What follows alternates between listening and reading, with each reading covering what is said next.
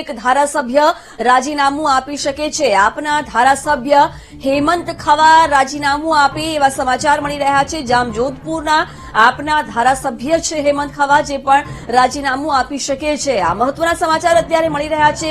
આપના વધુ એક ધારાસભ્ય રાજીનામું આપી શકે છે। જામજોધપુરના ધારાસભ્ય હેમંત ખવા રાજીનામું સોંપી શકે છે। થોડાક સમય પહેલા જ આપના ધારાસભ્ય વિસાવદરના ભૂપત ભાયણીએ પણ રાજીનામું આપ્યું છે અને વધુ એક આપના ધારાસભ્ય રાજીનામું આપે તેવી અટકળો વહેતી થઈ છે। આપના ધારાસભ્ય હેમંત ખવા આવતીકાલે રાજીનામું આપે એવા સમાચાર અત્યારે મળી રહ્યા છે। હેમંત ખવા જામજોધપુરથી આમ આદમી પાર્ટીના ધારાસભ્ય છે, તેઓ રાજીનામું આપી શકે છે। અત્યાર સુધીના સૌથી મોટા સમાચાર આજે ચિરાગ પટેલ કોંગ્રેસના ધારાસભ્ય ખંભાતના ધારાસભ્ય રાજીનામું આપ્યું છે અને આવતીકાલે વધુ એક આપના ધારાસભ્ય રાજીનામું આપે એવી શક્યતા છે। તો 13 તારીખે તેમણે શું કહ્યું હતું એ પણ સાંભળીએ।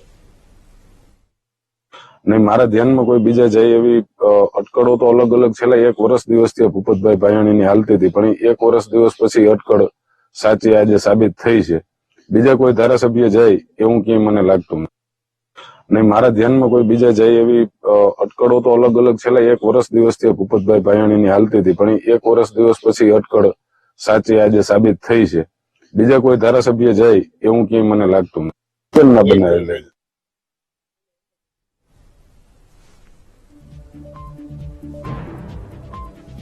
વિગતો સાથે સંવાદદાતા ગૌતમ જોડાયા છે। ગૌતમ, વધુ એક આપના ધારાસભ્ય રાજીનામું આપી શકે છે, શું વધુ અપડેટ આ મામલે મળી રહી છે?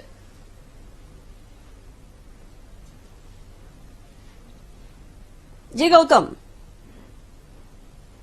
ચોક્કસથી વાત કરવામાં આવે તો જે પ્રકારે રાજીનામાના દોર જે છે તે શરૂઆત થયો છે, લોકસભાની ચૂંટણી આગામી દિવસોની અંદર યોજાવાની છે 2024 ની અંદર, તે પહેલા જ રાજીનામાનો દોર અત્યારથી જોવા મળી રહ્યો છે। આજે કોંગ્રેસના ધારાસભ્ય કે જ્યાં 30 વર્ષથી કોંગ્રેસે જે પગ પેસારો નતો કર્યો, ત્યાં આ પગ પેસારો જે છે તે ખંભાત બેઠક ઉપર કર્યો હતો અને તેના એ બેઠક ઉપરથી 1 વર્ષ બાદ ખંભાતના ધારાસભ્ય તરીકે ચિરાગ પટેલે રાજીનામું આપ્યું છે। જોકે થોડા દિવસો પહેલા જ આમ આદમી પાર્ટીના ધારાસભ્ય કહી શકાય એવા વિસાવદર બેઠક ઉપરથી ચૂંટાયેલા ભૂપત ભાયણીએ રાજીનામું આપ્યું છે।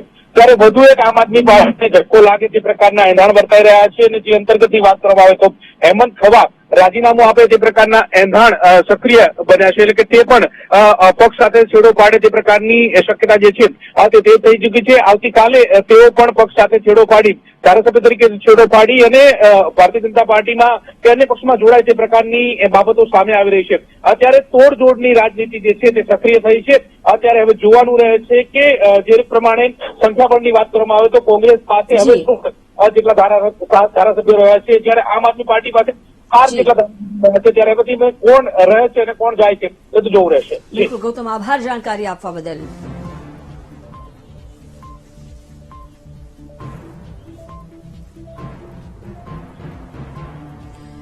આપણી સાથે સિનિયર પત્રકાર જગદીશ મહેતા જોડાયા છે, એમની સાથે સીધી વાતચીત કરીશું। જગદીશભાઈ, લોકસભા ચૂંટણી પહેલા ગુજરાતના રાજકારણમાં આ મોટા બદલાવ, સૌથી પહેલા આપના ધારાસભ્ય ભૂપત ભાયાણી, હવે કોંગ્રેસના ધારાસભ્ય ચિરાગ પટેલ અને વધુ એક સમાચાર કે હેમંત ખવા પણ આવતીકાલે જામજોધપુર આપના ધારાસભ્ય રાજીનામું આપી શકે છે। લોકસભા ચૂંટણી પહેલા આખું ચિત્ર ઉભું થઈ રહ્યું છે, શું શું બદલાવ લોકસભા પહેલા ગુજરાતના રાજકારણમાં જોવા મળી શકે?